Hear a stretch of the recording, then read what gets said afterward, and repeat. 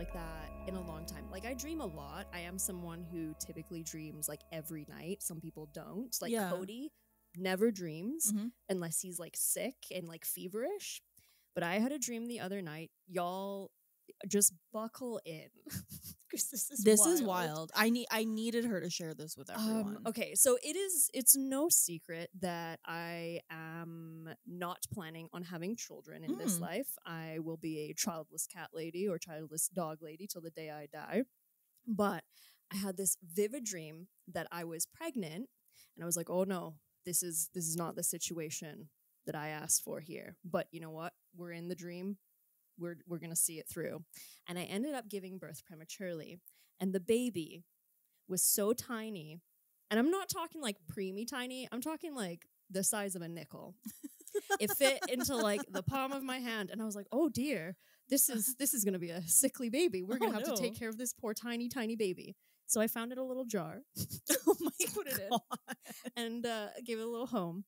And then I was like, okay, well, this is life-changing. This was unexpected. And then when I turned back to check on my new child, it had turned into the most vicious Halloween-looking tarantula-ass bitch you had ever seen in your life. This massive spider with like dripping venomous fangs and red eyes. And I was like, I don't really like spiders either. But you know what? I have given birth to this. This is my child, and I will not be arrested for child endangerment. So I have to make sure my new spider child survives. So I was like, okay. And I'm doing some research. And I'm like, what kind of environment does a spider need to live in? What kind of tank do we need for this bad boy? And then when I had turned back again, the spider itself, it had a little wee spider of its own. And I was like, wow. Kind of young to be starting a family of your own, but we're a family, so we're going to get through this. I love how Dream Charlotte is so, like, down with what's going on. Like, you're like, that's all right. We'll make it work. Yeah. We'll make it work. Let me tell you, real life Charlotte would be good with none of this situation. I do not want to ever be pregnant, and I do not like bugs and critters. You don't want a baby or a pet tarantula. Literally my worst nightmare. But yeah, in the dream, I was like, okay, well, this is the situation we're in. We're going to deal with it like a family. I would watch that sitcom, though. Charlotte and the Spider. Charlotte's Web. Yeah, literally. The wild and twisted web. Oh my God.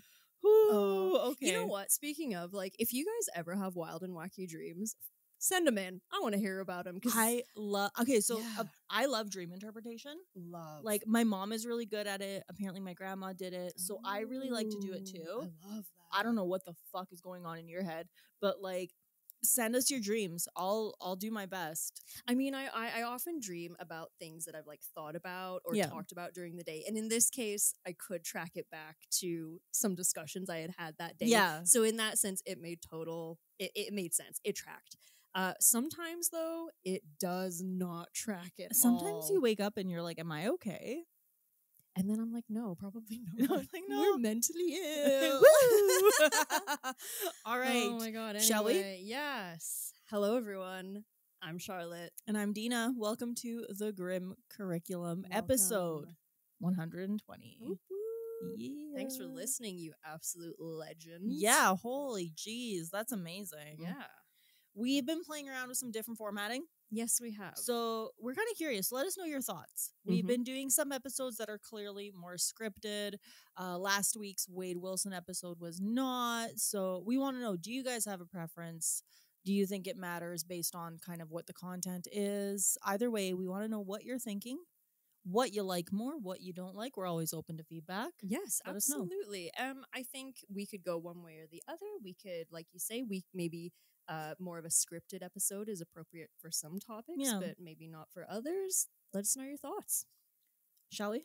Yeah, let's get into it. I have one hell of a story today.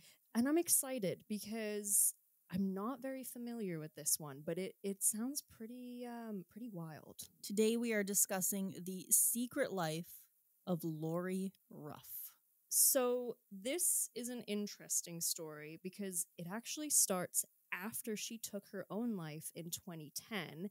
The truth about her would not fully come out until 2016.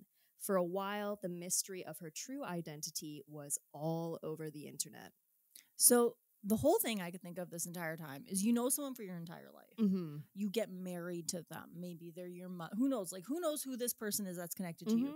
They die, which is traumatic enough. Yeah, absolutely. And then through their death, you find out you have absolutely no clue who this person was. Yeah.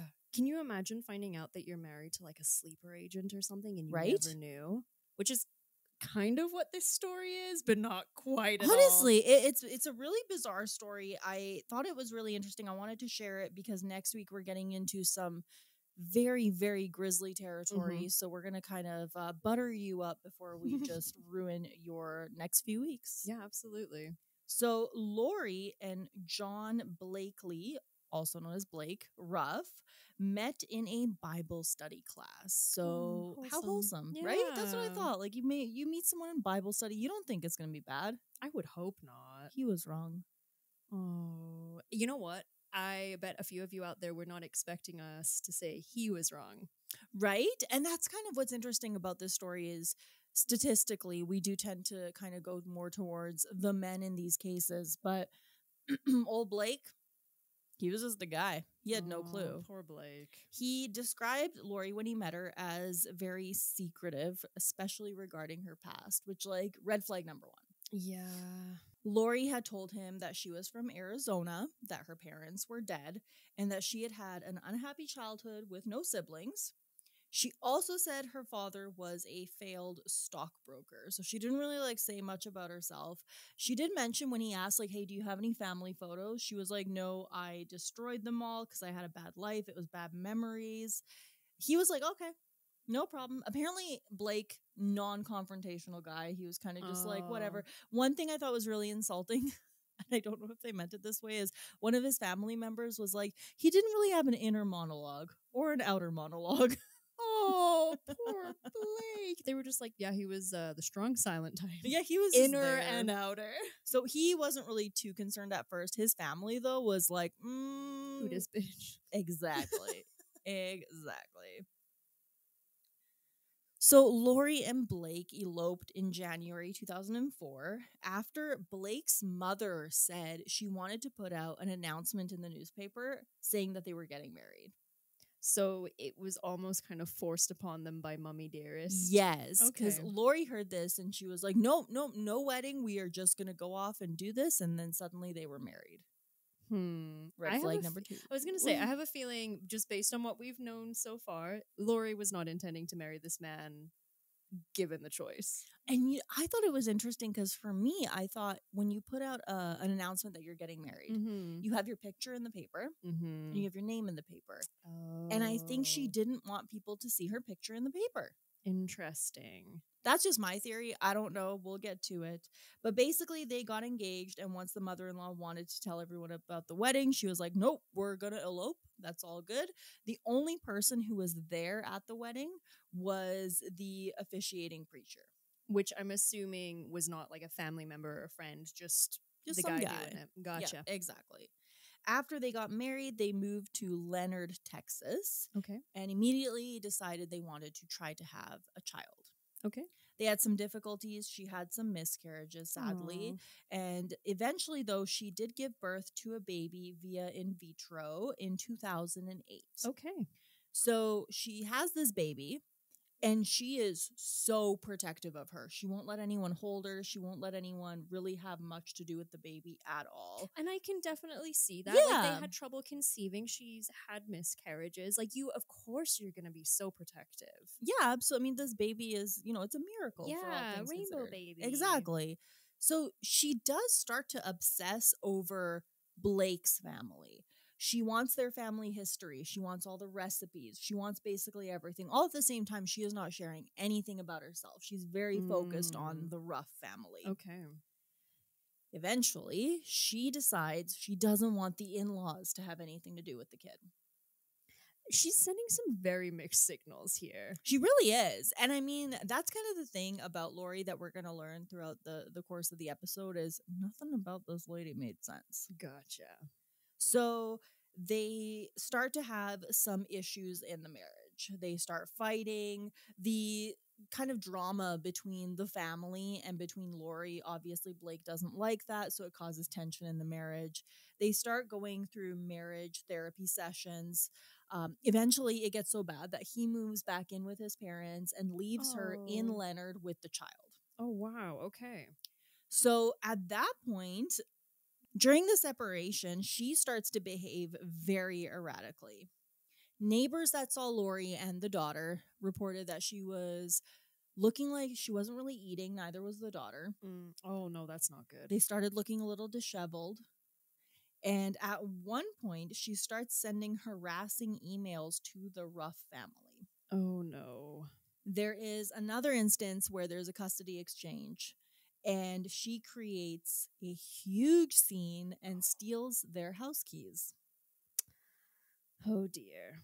It gets so bad that the Ruff family decides to file a cease and desist order. Wow. I kind of saw that coming, honestly. Right? Like, things are bad. Obviously, divorce, messy. No one is going to be at their best. But this was, like, out of control, and it was snowballing. Lori clearly has some issues going on that she needs to deal with. Yes, absolutely.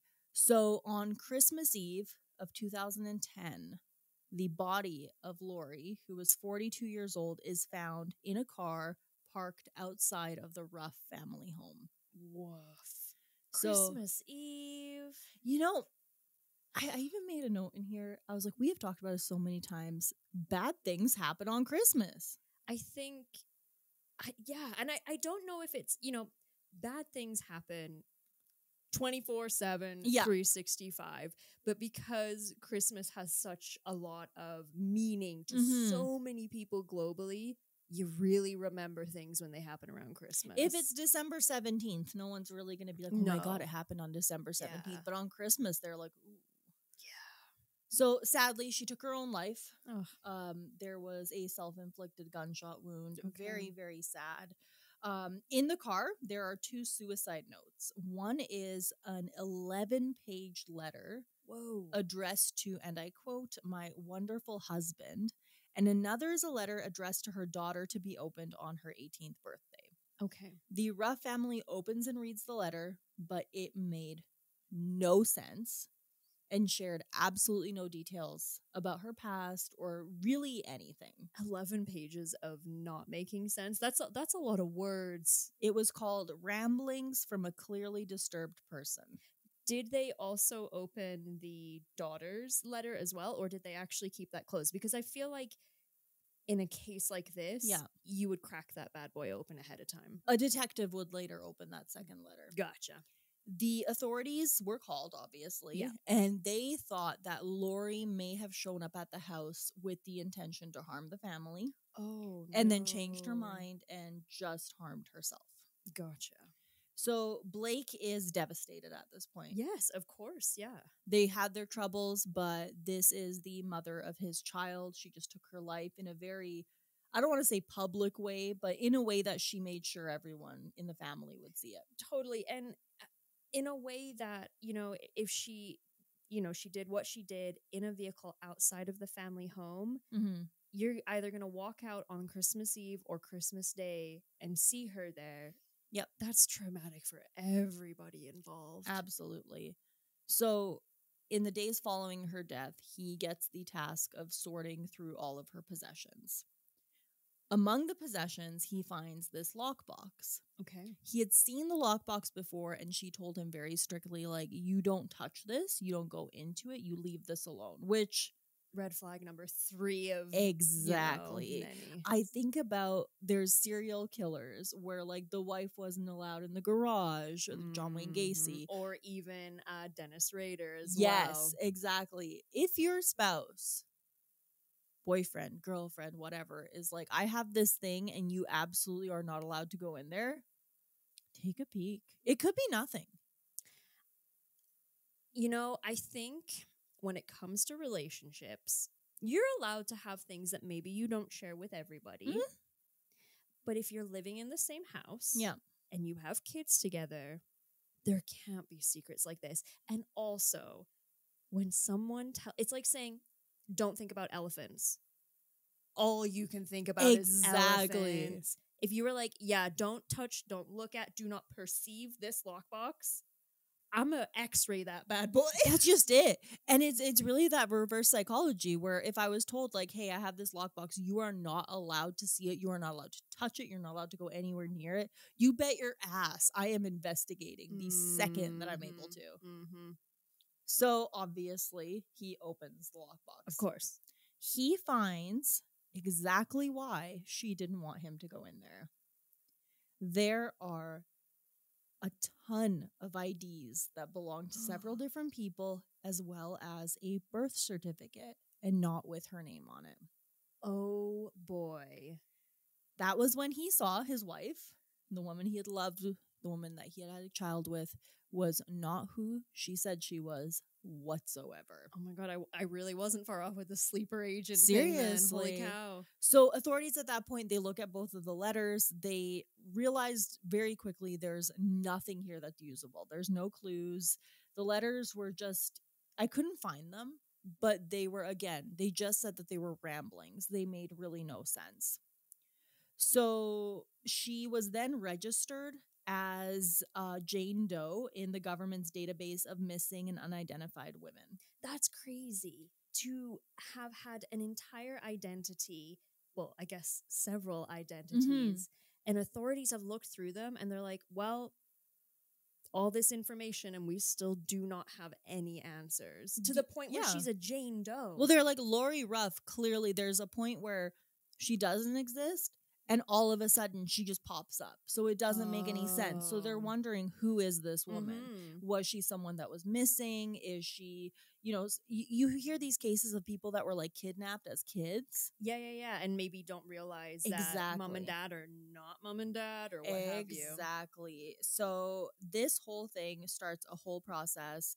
And that process would take 6 years before they figured out who she was. I can't imagine where Blake is during this whole time mentally. Yeah. Because that long to go without any answers. And it's one thing to find out that your partner, your spouse, whatever, your person is not the person that you initially thought they were while they're alive. Yeah. But no, she's dead. You're not getting any answers from her. How do you grieve that? You're grieving a ghost, essentially. Yeah. And I mean, that's an odd thing to say. Because, no, but it's true. Yeah. Weird. You are grieving someone who never existed. An idea, I should say. You're grieving an idea of a person. Yeah. So when they realized that she had stolen these identities, the Social Security Administration gets involved, and a man named Joseph Velling starts to take over the case. He then sees that the story is taking all sorts of weird turns that he can't really explain. At one point, he found out that someone who claimed that they knew her in her younger years said that she had worked as an exotic dancer. Okay. And that she had breast implants. They found medical records that supported this, and he was like, okay, maybe this is a lead. Okay, yeah. It went nowhere. Now, normally you can exhume a body and do DNA tests on it and figure all of this out. Yeah, absolutely. However, Lori had been cremated. I bet in hindsight, everyone was like, fuck. Shit. Yeah, exactly. So with the permission of the Ruff family, he turns to a reporter at the Seattle Times who do some further investigating. And they do a story about how this woman had ended her life and they had no idea who she was. And it then comes out that Velling starts to hear the name Kimberly McLean. He thinks that that is who Lori was. So she had gone missing from Philadelphia in 1986. At this point, he has no proof. He just has kind of a hunch, and he's had some support from people online. Because one thing that you'll see is this case was all over the internet. This was like early 2000s internet. It's pretty crazy in the sense that, and when we talk about it a lot when it comes to missing persons or, you know, serial killers getting away and just disappearing. There were times when it was much easier to disappear and just find a new identity for yourself, even just a state away.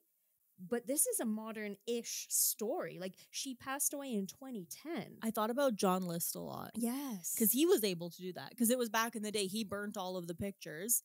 And was like, yeah, I am this guy. But, like, Lori was kind of on the cusp of that. Where it wasn't necessarily, like, social media, but it was, like, chat rooms and Reddit and things like that.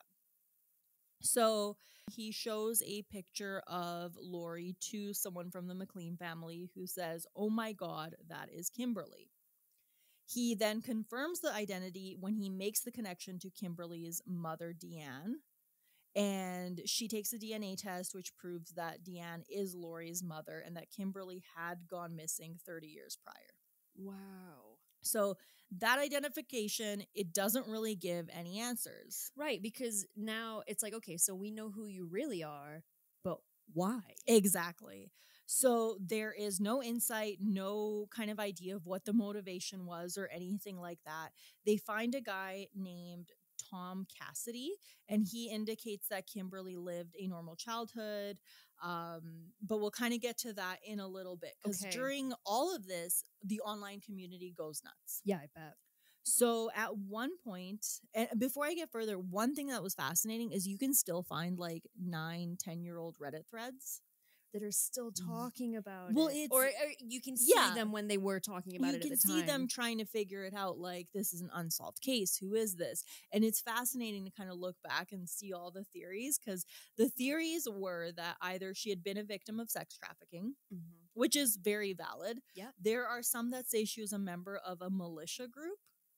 Because if she disappeared, about what age would she have been? She was, we'll get into that in a little bit. Okay, she passed away when she was 42.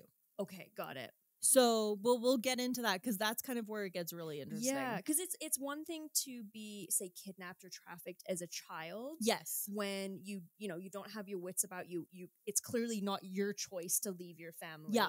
But then to leave as maybe a teenager or maybe someone a little older that kind of has, they're making their own choices, whatever those choices are. Those are two very different reasons for being pulled away from your family. And I'm glad that you said that, because I want to know your thoughts when we kind of get a little bit further into it. So another theory was that she was a number of different missing women. They're like in these threads, they're showing pictures. They're like, this kind of looks like her. This kind of looks like her. And another one that I found that was interesting was people who thought that she had escaped a nearby cult. I could totally see that. It all makes sense. Like, all of that tracks. I can see why they would think that. So at one point, a woman named Colleen Fitzpatrick gets involved. She was a nuclear physicist turned forensic genealogist. What a cool lady. She's honestly, this lady's badass. So what she's done before all this is she helped Holocaust survivors search for family members. Whoa. She has helped adoptees find their birth parents. She helps estate lawyers track down their heirs. And most famously, I loved this, she was in the news because she was able to find the identity of a child who died on the Titanic by tracing his ancestry through his relatives' DNA. That is so freaking cool. She's a badass. I love this. So she immediately decides to go the DNA route. And so obviously her and Blake had this daughter, and she shared their DNA. So she takes a sample from the daughter. And through science, I'm no expert, but through science, basically she isolates the part of the daughter's DNA that belonged to Lori. Right. The Ruff family then sends a saliva sample to websites like 23andMe and Ancestry.com, and some other companies that look at DNA. And they found a number of people whose DNA matched up with Lori's. Okay. The issue was they were all very distant cousins. So the DNA was a match, but it wasn't close enough where they could really get any answers. Nothing particularly helpful, I'm sure. Exactly. So at one point, the name, again, Michael Cassidy, comes up. There's no other details. They just see a few different Michael Cassidys, and they start contacting him through different sites. And eventually they realize, like, you know what? We've done so much. We're not getting any answers. No one was replying to them. They were just kind of like, maybe this is kind of as far as this goes. So Fitzpatrick, she ends up checking the site over and over again. She said she spent hundreds of hours looking at these different Michael Cassidys, and she's eventually led to, again, the Pennsylvania area. Makes sense. So it takes years before they find any information. So during this time, she constructs this family tree, and she traces it through these ancestry sites as far back as 1848. Holy cow. And on this family tree, she again finds the name Michael Cassidy. And she finds the right Michael Cassidy. Okay. So she's like, I'm going to reach out to this guy. And she flies to Philadelphia and approaches not him, but one of his family members. Because she's like, maybe it's too much to approach him. Let's just go to somebody else. Mm-hmm. And this is a quote from her. She says, how would she introduce herself? Hi, I don't know you and you don't know me, but I think you're related to this woman who we also don't know the name of. Can you help? Yeah, it's such a vague and wide net, right? That it's like, if I got that message, I'd kind of be like, okay, crazy lady. So Velling is kind of working with her during this. They kind of teamed up and they became this like super team. Love that. And he says, I had a boss that said, if something lands on your lap, do something. I had news, bad or good. I had it and it had to get relayed. So he wants to go to the family and he wants to tell them like, hey, this lady turned out to be a relative of yours, secret identity, all this stuff, and she's dead. So he arrives at the relative's workplace. Oh boy. Which is not a day at work that you want to have. Not really. He is a retired government employee at this point. He's retired. His career is done, but he still kind of wants to solve this case. So he has no ID. He has like no real proof that he is who he says he is. Yeah, no real authority. No, none whatsoever. So he's kind of just hoping for the best here. So he shows up and he says, do you have a moment for me to tell you a story? And then he goes into the whole like 1848 thing and he tells this person everything. That's a long story to tell for someone that's just putzing around having a day at work. Yeah. And the relative that he went to hears this story and he's like, what? Like, what are you talking about? So then he starts pulling out pictures of Lori. And he gets to her most recent driver's license photo and the person looks at it and says, my God, that's Kimberly. Oh, wow. Immediately he sees her and he's like, holy shit, this is Kim. So Velling says the hair on the back of his neck stood up and he's like, holy shit, like we actually have answers. He then got together with the extended family and they were all like, this is 100% Kimberly. There is no doubt. The mother, Deanne, she took a DNA test and it confirmed that this was her daughter.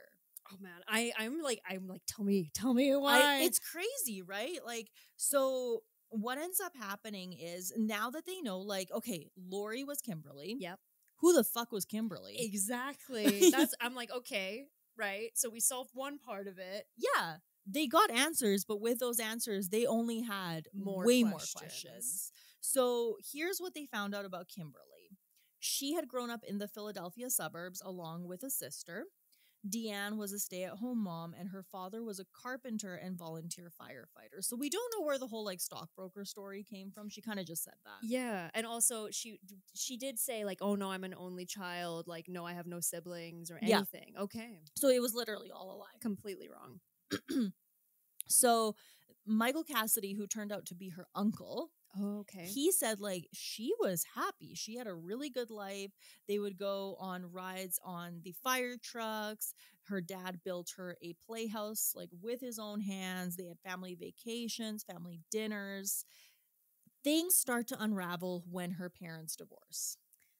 Because I was going to say, we have, again, we've talked about stories before, too, where you get people from one side being like, no, they were happy. They were a nice little family. They went to church and they did good in school. Meanwhile, the actual child is like, what are they talking about? It was the most horrific years of my life. Exactly. And when you have such polarized, opinions of something, usually the truth is somewhere in the middle. But like, how can it be so different? Exactly. Yeah. So they divorce. And they move her to Winecoat, Pennsylvania, where she attends Bishop McDavid High School. And this is when things start to kind of unravel for her. They said that she never adjusted to the new house. There were, new rules. Obviously, the divorce was there. And at some point, it just became too much when her mother married a man named Robert Becker. Okay. In 1986, the family moves to a town that I thought was a really weird name. It's called King of Prussia. Well, Prussia's a country that doesn't even exist anymore. Yeah, but the king has a town, I guess. I guess so. He said that one day she had told her mom, she's leaving. She's leaving for good. Don't come after me. I'm never coming back. Okay. She's 18 years old at this point. I mean, fair enough. She's an adult. Yeah. And the family, rightly, never heard from her again. Okay. She committed to the bit. Yeah. And here's where it gets weird. So she is able to get the birth certificate of a 2-year-old girl who was killed in a house fire. Wow. The girl is named Becky Sue Turner, and she uses this identity for a few months until she moves to Idaho, and that is where she changes her name to Lori Erica Kennedy. So she changed her name not once, but twice. And her changing her name those 2 times makes it even harder for her original family to locate her. Right. But, and I'm maybe getting ahead, but I have so many questions. So if she just was like, hey, yo, mom, I don't want to be here no more. This is not a situation I want to be a part of. Yeah. I'm 18. I'm moving out. Y'all never going to see me again. Why the necessity for a name change? Did she just not want her family then to track her down, do we think? That's a theory. Okay. But the reality of it is that this case is solved, but we still don't really have answers. So what ends up happening is they talk to Blake's brother-in-law, and he says, you know, at least we know who she was now. And at least we know that she had a family that loved her at one point. And the 2 families connect in hopes of that providing a little bit of comfort, a little bit of closure. Yeah. And once again, there's just more questions. There's really no closure here. They're both like, well, what happened? We're family, but in like a really weird way. Although I will say for their child, it must have been kind of nice for both sides to be like, you know, I have my dad's parents and that side of the family. And as much as I don't have my mom around, we found her family. Yeah, exactly. So her mom, Deanne, obviously, like, she didn't know what happened to her daughter. They thought that she had gone missing. They filed missing reports and she just never really turned up. So when she finds out that her daughter has this like really wild past, it's been 30 years at this point. And then of course they have to break the news to her that, you know, we found your daughter. We know where she was. However, she has taken her own life, which devastates her. Yeah. So the ex-husband Blake and their daughter, they end up kind of connecting with the now grandma and they form a relationship, which is one of the kind of positive things here. So really where we kind of leave off with is this story is both sides of the family are questioning what was the motive. Yes. Because it's exactly what you said. It's like, why didn't she just leave? Why do all of this crazy stuff and develop this new identity? And there's this point of like 2 years in her kind of early 20s where they just don't know where she was or what she did. Because it was the point between where she left and she met Blake. Oh. That is a huge mystery. Big question mark. So what was her motive? This is kind of where the story gets unfortunate. Oh, no. We have no clue whatsoever. We do know it wasn't for financial gain. Yeah, because she's leaving everybody she knows. Yes. And, you know, people cut off their families all the time, you know, for whatever reason. However you justify it. That's totally fine. There's family members I don't talk to anymore. Yeah. So valid. But then you just cut them off and you block them. You don't take their phone calls anymore. No. So like I said, why the necessity for all these name changes and all this secrecy? And a lot of the times with people who steal someone's identity, they're stealing their pension. They're stealing, they're stealing something from a financial point of view. But this wasn't the case. No. There is absolutely no evidence that she benefited in any way. Except to just have a new identity. Exactly. She didn't get money. She didn't get anything. No. Like literally at all. It's not she really was a new like person. Fraudulent in that aspect, right? Like she's not trying to get into their bank accounts or anything like that. She literally just got their names. Which is so bizarre. So they started to wonder, was she trying to run from anything? So that brought back, the cults or sex trafficking and things like that. Zero evidence of that. They looked, they couldn't find anything. And really what they settled on was that she wanted a new life. And she went about it. And she got one. Yeah, she went full send on the new life. Yeah. And the interesting thing that I thought is at one point Blake says, like, every year when her birthday would roll around, she just didn't seem into it. She didn't seem like she was celebrating. Like, she just didn't really care about her birthday. It's probably because that's not when her birthday was. Exactly. Yeah. So she's like, oh, yeah, it's May. Yeah, birthday. Yeah, exactly. Meanwhile, she's like, fuck, I forgot all about that because it's actually in December or whatever. And one of the theories that I thought was interesting was they went back to the fact that she couldn't naturally have children. Right. And they were like, okay, well, did she lie about her age? Was she actually a lot older than she said that she was? It turned out it was off by like a year. So not enough to make a significant difference, really. But it was interesting to kind of go back and see all of their theories about like, well, if she lied about her name, what else did she lie about? And unfortunately, if she was, say, sex trafficked or whatever, that's a horrific thing to go through. Yeah. You know, perhaps that played a part in why, you know, she wasn't able to get pregnant. If there was any, you know, damage done or what have you, it's kind of unbearable to think about. But yeah, really no answers there either. No, and there's zero proof that she was trafficked, zero proof that she was in a cult or that she was running from a person or a group of people. It's seriously, all that they found from this was like, she just wanted a new name. But then, so yes, okay, all of that. So yeah. If we take it as what we know for sure is that, okay, we just think she wanted to run away. She wanted a whole new life for herself. New name, new me, Lori, hello. Yep. Kind of doesn't, like, how do I phrase this? If you went through all that, you changed your name, you ran away from your family. Yeah. Wouldn't you still tell the love of your life, hey, you know what? Maybe don't tell him about the name changes and all that if you don't want to. Just be like, hey, I ran away from my family when I was 18. I have nothing to do with them. That's why. I guess not. Communication is key, you guys. It really is. Seriously. She was committed to the bit. She really was, right to the end. I'm not sure why. I mean, who can really explain mental illness? Yeah. You know, that comes out of nowhere, obviously, with the divorce and the separation, everything. Depression, anxiety, all very valid things, right? She was obviously having a very hard time with the separation and all that stuff. But to go to all that trouble to carve out a new life for yourself, to end it that way. Yeah. It's, you know, and again, you can't explain, you know, depression and stuff like that when it comes to completing suicide, but you know, you went to all this trouble to start a new family and to have a daughter and all this stuff, and then just to end it that way. And the thing is, she loved her daughter so much. Yeah.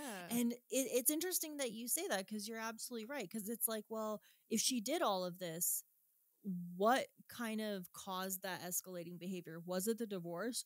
Or there's also a theory that I kind of have, and there isn't a lot of evidence here, but it kind of makes sense to me, is did something happen where she thought, oh my God, I'm going to be found out and I can't? Because if they do find out that I'm not Lori, he's going to completely cut me off anyway. I might not see my daughter. I might go to jail because, I mean, at the end of the day, you're still stealing someone's identity multiple times. Yeah. So, yeah, there's really no rhyme or reason. The letters made no sense, like I said. And I kind of hope that maybe like, oh, they found these journal entries or she kept a diary, but she left behind no evidence. I guess someone that was as committed as she was to keeping her original identity a secret, you know, if I were in that position, I wouldn't be writing about my previous life in journals, you know, to be fair. Yeah. I also wonder if, like, you know, postpartum depression played a part in this, or, you know, was it simply just, you know, due to, again, the stress of divorce and having children and also the stress of keeping your secret identity secret? Did she just crack? That's kind of what I think. Because you have postpartum depression. You also have postpartum psychosis, right? Yes, absolutely. And I honestly think like the level of pressure when you're having this entire fake identity that no one knows about, no one in your life, you're celebrating a birthday that's not yours. Like, I can imagine that does get to you. Oh, the secret will fester inside of you. And if you are strong enough to even keep it from the person that you love most in this life, I wonder, had she had the opportunity, if she would have ever told her child. But I'm thinking probably not. I don't think so. No. Like I said, she was committed to the bit. And, you know, it's tragic that she took her own life. It really is. Obviously, I don't want to downplay that, but at the end of the day, it just seems like she ran away in a very, very extreme fashion. Absolutely. Which makes me wonder, does this happen often? Like, I couldn't find a ton of examples of it. She is now on the list of missing people who were found, obviously as Kimberly. Yeah. Which, when people are usually found, it's not in a sense like this. Yeah, and they were able to find her doing, hard detective work, essentially good detective work, tracking down DNA, following up with family members and all this stuff. They didn't get answers because someone came forward or, they caught somebody else in a lie or anything. I will say it's hard to keep a secret for that long. And she took it to the grave. And the other thing, too, to keep in mind is it wasn't police investigation. No. It was people on the internet. Yeah. This genealogist and someone working for the Social Security Association. I mean, we've all got that friend that can find someone with like a first name and a city, right? Like I've got a couple of them myself. You give them a tidbit of information and suddenly it's like, yeah, here's their wife, here's their wedding photos. They have 3 kids and 6 dogs or whatever. Yeah, exactly. Right? It's like immediately. Especially nowadays, very hard to hide on the internet if you have had any kind of social media presence at all in your life. I think Lori got in just before the social media rise, but just barely. Yeah, 2010 when she passed away, like I was graduating high school that year. I think I had maybe had Facebook for a year. Yeah, I joined Facebook 2008, right when it came, around that time. And I was a little slower because I'm like, everyone's jumping on board. I'm not going to do that. And then sometime in 2009, I hopped on the bandwagon. Yeah. To my ever loving hatred. But anyway. But it's interesting because, again, I'm going to bring him up. If you guys want to hear a story about someone who really took this and ran with it, John List, obviously. One of my favorite series that we've done. I think it's fascinating. It's a very interesting one. It is unfortunate that in the case of John List, he murdered his entire family to protect his identity. Obviously a bit more to it there, but we have answers there. Yeah, and when he did it, it was as simple as, I have burned all of my family photos and now I don't exist. You can't do that anymore. Absolutely not. So the one thing I kind of want to leave off with here is kind of sad. People on the internet who were so invested in this, that had all these theories about her, when it turned out what had actually happened, they were like, oh. Not quite as exciting as they expected, maybe. Yeah, they wanted something, like you said, like a sleeper agent or something. Well, because it's crazy. Well, exactly. When a story is bizarre like this, you expect it to have a bizarre explanation. Yes. More often than not in life, the simplest explanation is the true explanation. But unfortunately, we don't even know that. No. There is no simple explanation, but there is also no complicated explanation either. It's just that she ran away from home. I think the explanation here is she did it because she wanted to, and that's it. I mean, we've all had days, well, maybe not all of us. I have days all the time where I'm like, I'm going to quit my job and I'm going to fly to a different continent and I'm just never going to come back and I'm going to bartend for a living and live on the beach. Yeah. We all have those slightly intrusive thoughts from time to time. But Lori was like, bet, I'm going to do it. Yeah, she's like, fuck it, let's go. Yeah. So that is the story of Lori Ruff. It went from being unsolved to solved, or at least as solved as it ever will be. As always, I hope that her family and Blake's family as well were able to get some closure from this. For her mom, Deanna, it was probably both one, incredibly enlightening and getting that closure and finding her in the end, but how incredibly heartbreaking that it was too late. She was already gone. The family, as most recent as I saw, has reported that they have received absolutely no closure from this, which sucks. It does. That's really tragic and sad. And my one kind of thing that I draw some joy from here is the daughter. Lost her mom, but she did gain an entire family. That is true. That is true. And likely she would not have no, had her mom there's not no died. way, because her mom would have never allowed her to be connected to those people. So You know, at least there's that. But what a mystery. Isn't it just bizarre? It's just one of those cases where it's not particularly like, wow, what a wild ending, but it's just weird. It leaves you with so many more questions, even though it's technically wrapped up. But yeah. So again, that is the story of Lori Ruff. Next week, we're going to be talking about another lady in crime. Mm-hmm. The only hint I'm going to give you is I personally cannot read her name without thinking of one word: butthole. And you'll see why. Oh my God. It's going to be wild. With that being said, make sure you're following us on all the socials, TikTok, Instagram, Twitter, Facebook, YouTube, where we hang out every Saturday at 12 p.m. MST to discuss the case. Yeah, and we're recording next week's Extra Credit on Sunday. Those always come out on a Wednesday at noon. So keep your ears peeled for that. I have some interesting stories and a couple of follow-ups from previous episodes. I love which a is follow-up. Nice. Yeah. That's great. So stay tuned.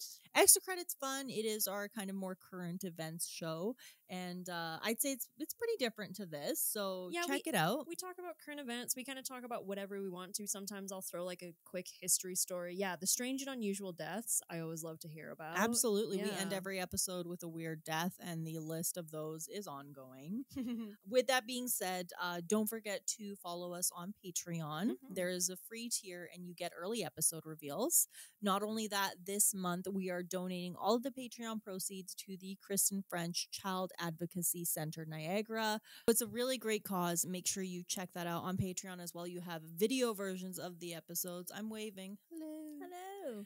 Super fun. All sorts of fun stuff. There's a chat. There's a discussion. And if you are in the Grim VIP tier, you get a shout out at the end of each episode. You absolute legends. Yes, you are. Thank you so much to Atlantean Jedi, Bob, Brian, Hillary, Judy, Kevinus Musicus, Nova, Lisa, Mayhem Mudkip, and Steven Centauri.